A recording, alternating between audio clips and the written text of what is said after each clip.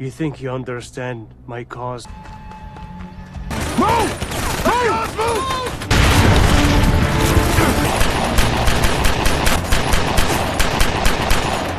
Switch. Count 18. Нет. Galena!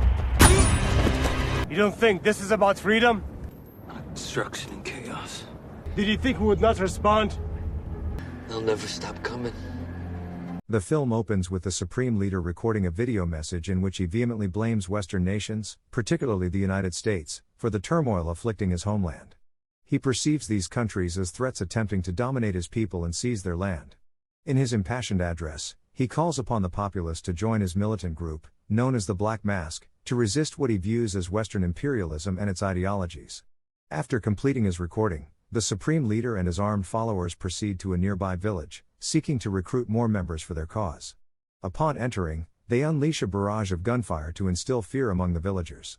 Panic ensues as the terrified residents scramble to escape or find refuge. However, the Supreme Leader and his men show no mercy, ruthlessly attacking anyone who dares to resist. Amidst the chaos, the village leader bravely stands his ground, managing to take down several members of the Black Mask before running out of ammunition. Ultimately, he is captured. Later, the Supreme Leader interrogates him and other survivors, including the village leader's family. The village leader pleads for mercy, insisting that they are ordinary people who desire peace rather than conflict.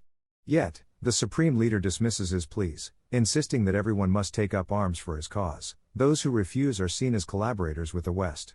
When the village leader falls silent in despair, the Supreme Leader's fury escalates, leading him to execute the village leader's son right before his eyes. Despite this horrific act, the village leader remains resolute in his refusal to join the Black Mask.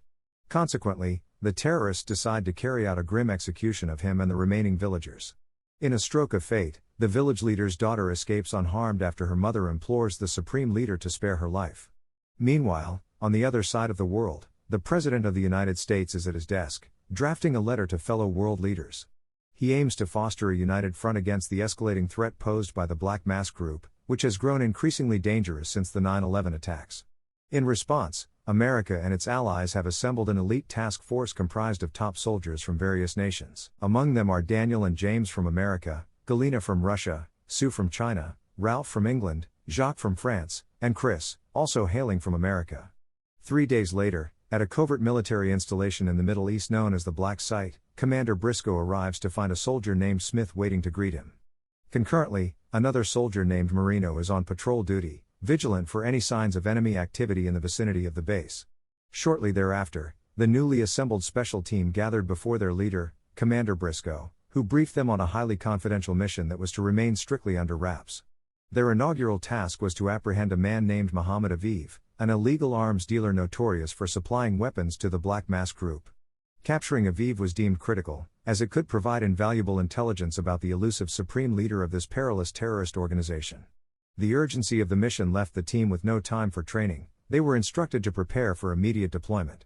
The team boarded a helicopter and flew to a desolate, arid hill, continuing their journey on foot until they arrived at a nearby village. Ralph, brimming with self-confidence, chose to separate from the group and stealthily eliminated an inattentive guard. Meanwhile, the remaining team members entered a house they believed to be Aviv's hideout, only to discover that the occupant was not their target.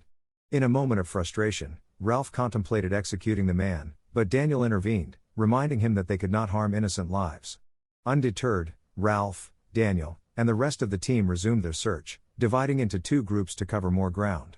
When Jacques and Sue entered another house, they were taken aback when a man inside suddenly lunged for a weapon in an attempt to attack them. Simultaneously, the other members of the team located Aviv hiding in a room. Galena quickly spotted several cell phones on Aviv's table and gathered them for further investigation, hoping to glean insights into the operations of the Black Mask Group. In a moment of desperation, Aviv attempted to shoot Chris, but Daniel reacted swiftly to thwart him. As this unfolded, the terrorists became aware of the intruders and began pursuing Jacques and Sue. Back at headquarters, Marino was diligently working to identify the safest escape route for the team. When Jacques and Sue rejoined their comrades, they found themselves encircled by enemy forces, igniting a fierce gunfight. Amidst the chaos, Daniel rushed to assist Chris, who had sustained severe injuries. Tragically, Chris had lost too much blood and succumbed to his wounds. Over! Changing!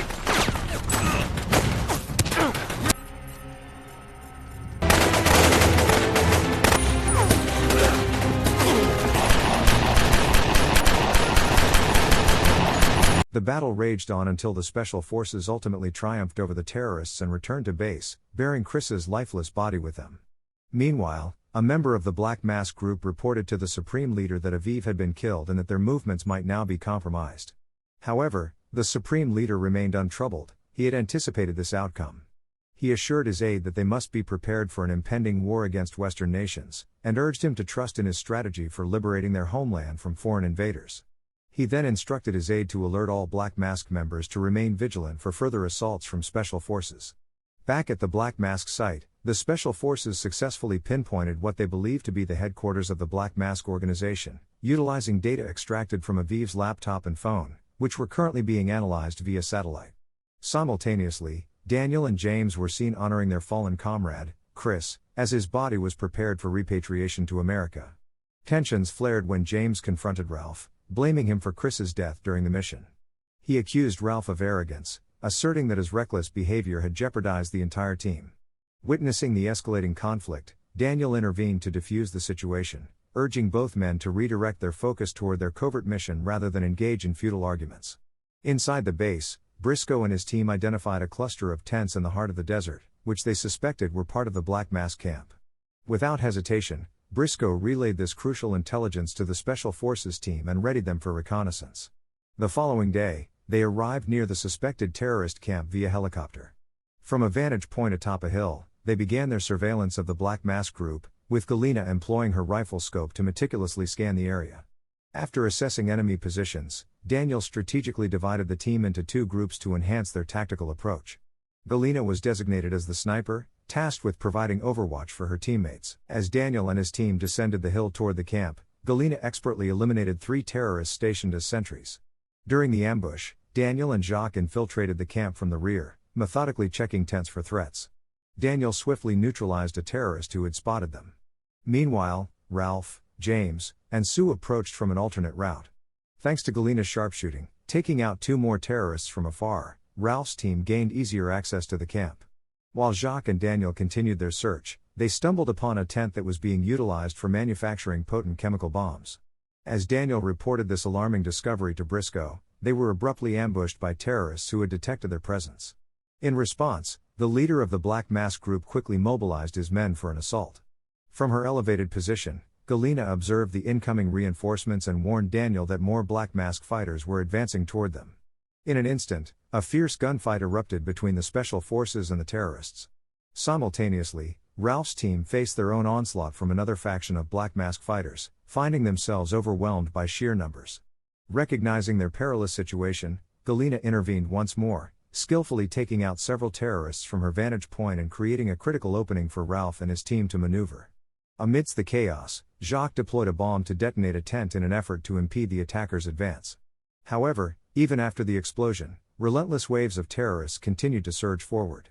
Acknowledging their disadvantage in numbers, Daniel instructed Jacques and the others to retreat up the hill while he remained behind to hold off the enemy assault. From the command center, Briscoe urgently ordered a helicopter to extract the Special Forces team, who were increasingly encircled by enemy combatants. Meanwhile, on the hillside, Ralph and his team began their ascent, but they faced the heartbreaking decision to leave Daniel behind, who was now ensnared by the terrorists. Galina maintained her vigilant watch over the enemy's movements, ensuring her teammates' safety amidst the chaos. Upon reaching the extraction point, James felt an overwhelming urge to return for Daniel, but his comrades held him back. They urged him to prioritize a strategic rescue plan rather than act impulsively. At the Black Mask stronghold, Daniel lay unconscious after being captured by the terrorists and was now in the clutches of the supreme leader of the group. Back at headquarters, Ralph noticed James's lingering concern for Daniel and reassured him that they would mount a rescue as soon as possible, emphasizing Daniel's vital role within their unit. Shortly thereafter, Briscoe briefed the president on the mission's findings, revealing that the Black Mask group was manufacturing chemical bombs laced with poison gas. However, the special forces remained in the dark about the terrorists' intended target. Later, Galina examined Aviv's phone and uncovered a potential location where the Black Mask might be heading. Meanwhile, Daniel remained a prisoner of the Supreme Leader, who seethed with anger at his association with Western forces. In a twisted soliloquy, the Supreme Leader likened himself to historical revolutionary figures once celebrated by America, expressing his sense of betrayal at being labeled a terrorist despite his previous status as a hero in the eyes of history. In that moment of fury, he sought to demonstrate his strength to the world. To assert his dominance, he inflicted pain on Daniel by cruelly slicing into his hand. The following day, the special forces geared up for their mission to the location Galena had identified. As they awaited Briscoe's directives, they remained alert to their surroundings. When Briscoe arrived, he provided them with local attire to help them blend seamlessly with the villagers. Meanwhile, at the terrorist base, the Supreme Leader's aide informed him that preparations were complete for testing the chemical bomb, with a nearby village designated as the test site. This bomb was engineered to release lethal gas, capable of killing anyone who inhaled it within minutes. The Supreme Leader was convinced that with such a weapon, the world would soon submit to the will of the Black Mask. In the village marked for destruction, locals had gathered to stand against the Black Mask group. Disguised as villagers, the special forces had infiltrated and divided into 3 teams. As the terrorists approached the village, Briscoe instructed his team to observe closely. They were using the village chief as a hostage to instill fear among the people. Meanwhile, Galena took her position atop a building, weapon poised and ready to eliminate the Supreme Leader at a moment's notice. However, the terrorists quickly spotted her, prompting the Supreme Leader to activate the bomb, resulting in the tragic death of the village chief. This act of brutality galvanized the special forces into action, igniting a fierce gunfight between them and the Black Mask group. Help me get to that point! Get these people out there! Back at the base, Briscoe urgently directed his team to prioritize defusing the chemical bomb before it could unleash devastation on the villagers. Jacques, despite sustaining injuries from enemy fire, bravely rushed to the bomb's location, fully aware of the ticking clock. Meanwhile, Ralph and James took charge of facilitating the villagers' escape. Utilizing a strategically placed explosive, they successfully halted the enemy's advance, providing the villagers with a crucial opportunity to flee to safety. Although the terrorists were ultimately defeated, the threat of the active chemical bomb loomed large. Jacques, incapacitated and unable to use his injured arm, realized he could not defuse it alone. With less than a minute remaining, he calmly instructed Ralph and Galena on how to neutralize the device. In a tense moment, they cut the green wire, and to their immense relief, the bomb was finally defused. After completing their mission, the team returned to base, but their hearts were heavy knowing that Daniel remained a prisoner at the Black Mask stronghold. The Supreme Leader had been torturing him relentlessly, and Briscoe later received a harrowing video from a CIA agent that documented Daniel's suffering. In a pivotal moment, Briscoe gathered the entire team to watch the footage, revealing that Daniel was still alive. Witnessing the Supreme Leader's cruelty ignited a fierce determination within the team, solidifying their resolve to rescue Daniel from the clutches of the terrorists. Thank you for watching. If you are new, don't forget to subscribe for more recaps. Until next time, have a nice day.